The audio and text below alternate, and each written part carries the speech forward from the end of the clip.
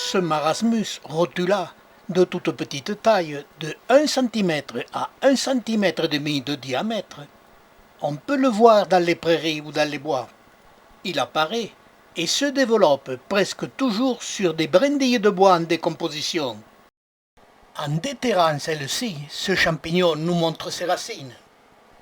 Je l'ai vu sur des petites branches et en bordure d'un arbre sectionné à ras du sol. Quand le temps est humide et qu'il pleut beaucoup, il s'ouvre au maximum, en se déchirant sur toute sa circonférence, ce qui le rend parfois méconnaissable.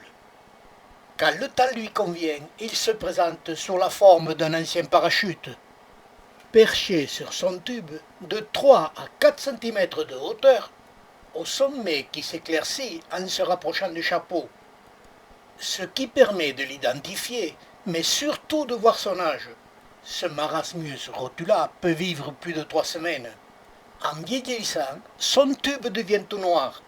Ces images nous les montrent sous des âges différents, que l'on repère à la couleur du tube. Il prospère en groupe, n'est pas classé comme comestible car trop petit, mais il reste un champignon agréable à observer de près.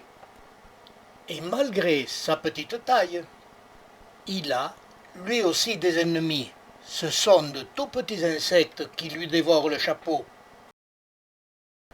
Et quand l'atmosphère n'est pas assez humide, il se dessèche. Et le chapeau finit par se détacher de son tube, en ne laissant apparaître que celui-ci.